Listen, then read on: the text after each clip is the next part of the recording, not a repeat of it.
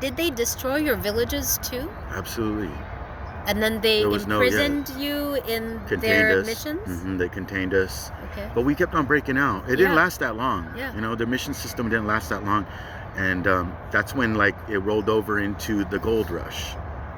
So, wait, in between there was an American war with the Mexicans, right? Yes, yes. Yeah. We survived the Mexican period. What happened between the American and Mexico? Because the Europeans from the east were coming towards the west, right? Yeah. So were you being attacked by both the Mexican Spanish from the south and then the Americans from the west? Yes. The European Americans from the west. And then from we the had west? our people, all of, unfortunately you had a lot of like mestizo, you know what I mean? Converted relatives who joined their militias, who joined their agenda. Do you think they were forced to do that? I mean, I don't know. Yeah, of course. I think at first, it's always been that. I think there's persuasion.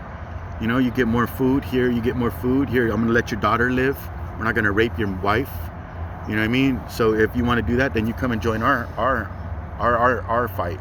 Everything is always by force with that. But that's everybody's. We all have that. This is philosophies of war. And it's survival. Yes. Yeah. So you got to survive, and what do? They submit. Yeah. They abide by the rules that are put in place for them. They conform. They conformed, and that's the reality. And now we call them opportunists. So what happened when the Euro-Americans started appearing from the east, and you were being subjugated by the Southerners? So what I think was that's your when situation like? I think you got like the Masons, You got like the Freemasons. You got those, they already came. They already had that already. Can you explain more about what you mean by you got the Freemasons? Like the Freemasons, like it was like their own little personal thing, right? They had their own little club. You got privileges, and everybody has something to come to the table with, that's one thing about, like, that's what I'm learning about it. And so they established their cemeteries, they funded the churches. Here in what's called California? Yeah, in San Jose. We're talking about here in the Bay Area. In the Bay because Area? You have like Methodist, Lutheran, all the religions. Yeah. That's one thing is there was something like that. Then you got the schools, the institutions. But before that, it was boarding schools. Before that, it was missions. So the boarding schools were an American thing, right? Yeah. They were not a Spanish or Mexican thing. No. I'm assuming, yeah. So did the boarding schools start after the war, do you think? Mm-hmm. After the Mexican-American War? Yeah. Is that when the boarding schools started? I think that was 1860 or something like 1860, 1870. Okay. Yeah. Okay. And so and then you got this fight because that's when industrialization happened, right? Okay. You got like the and then railroad. The train came. The railroad. Mm-hmm. And then you got Wells Fargo here, here. What is Wells Fargo about? Because I know it's a bank now, but what was that about back then? I think it was from what I know, it was something under Leland Stanford. Okay. He had a big thing with it, and he was in cahoots with everybody. I mean, he was the first Republican, right, governor. But then you got Peter Burnett, so he just rolled over the orders from Peter Burnett, and they already had their electric, because PG&E, PAC-Bell, all that stuff is created here in our homeland. The Pacific Railroad system, then you got like the Tesla coil, these experiments. You got eugenics, the development of, and then but even to get more deep into it is like their spiritual practices. In these institutions when they were first created, there was that their spiritual practices. They were all obsessed. You mean they're Christian? No, it was more deeper. I think the seances, that ain't Christian like. Seances and stuff. You're invoking, talking. Really? Yeah. If you look deeper into it, like Jane Stanford and Phoebe Hearst, all these women. It seems it's a unique situation because they all survived. Like Chenoweth at the Hearst Mansion. You got Winchester, the Winchester Mystery House now.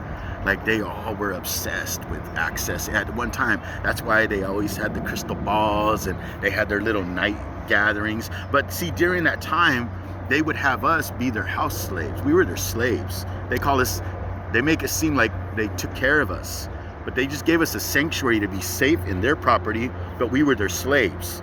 We were their queen. So you weren't paid? Nah, there was no type of pay to survive.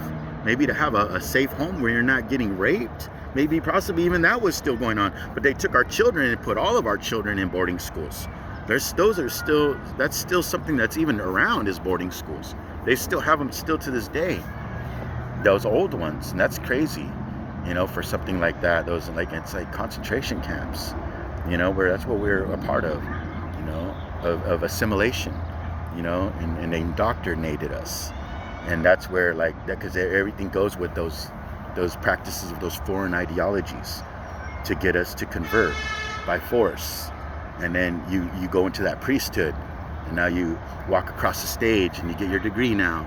It's all there. It's not a conspiracy. Everything is there. Once you dig and you go into these higher academic alumni and stuff, you understand what you're going a part of. It's a ritual. That's the other stuff, is what they're doing still to this day. But do they want to make it right? That's the question we need to ask them. What are they going to do to reconcile? How are they going to give back land? So for our global audience, let's go back to, let's try to understand what they took from you first. So obviously they first took your lands. Yes. That was the Spanish that were doing that. Mm-hmm. And then the Mexicans. Mm-hmm. Then they imprisoned you in these missions. Mm-hmm. And then once the Euro-Americans won, then you were put into boarding schools, or the children were. The children, right? Yeah, and we're slaves. And then you were slaves in people's rich households, I guess. Mm-hmm. And your villages had been destroyed at that point. Well, here in the Bay Area. Yeah. Here in the Bay Area. See, other relatives up north, they're a little more fortunate. But even though they suffered, they kind of put them in rancherias. That's what they call it here. We didn't have reservations. I think the second reservation was Round Valley. Then you got like Pitt River. Those are like reservations, I think, that were generalized. They put a bunch of tribes in those. Not the same one. No. Like Round Valley, I believe, makes up seven nations together. Were they doing that on purpose? Yeah, of course. Yeah, it's like so that cattle. People would fight with each other or something like that. I think that's just their philosophy, just to kind of control. I don't think they wanted to, you can't really divide. Once you put natives, because we pray together. You see solidarity everywhere we go when we that doesn't mean that it couldn't have been an intention. Yeah, but. Yeah, there's different logics to that strategy of war. Different. They brought practices. What is a rancheria? What was that? The rancheria, like ranchero, it was a place of agriculture development. So I think your people were being used as agricultural labor, right? Yes, agricultural labor, and like horse handler, cattle handlers. We were vaqueros. They call us vaqueros. So we took care of their stables, we took care of their horses. Spaniards, that's what they Not were. Voluntarily. Nah. To do it. Yeah. Right. Because we wouldn't leave. We wouldn't leave our land. Yeah. So we stayed. It's not, there's a connection. But they thought it was their land. Yeah. We wouldn't leave. Okay. We wanted, we stayed. That's why I'm here. Yeah. So what happened? What happened when I'm still trying to understand, when the reservation system started by the U.S., were people forced to go into these reservations, or were some people still outside? Prisoner camps. But you were still here off the reservation, so how did that? That's just, I think that was something that was created way more later, right? Okay. Yeah, but in the beginning, you all had to go to the reservations. It was presidios and missions. That was the beginning. Okay. And then it went into the rancheria. Okay. And then into the reservations? Now there's reservations, but I don't think there's reses here in California, other than those two, I believe, up north. Oh, so the native people of California didn't have to go to reservations? They could stay wherever they were? Well, yeah, you're going to run away. Go intermarry in another village, go find a little more safer place until those invaders came that way. But then that's when the gold rush period happened, right? Okay. Then Late you got 1800s? the logging. Yeah, the logging.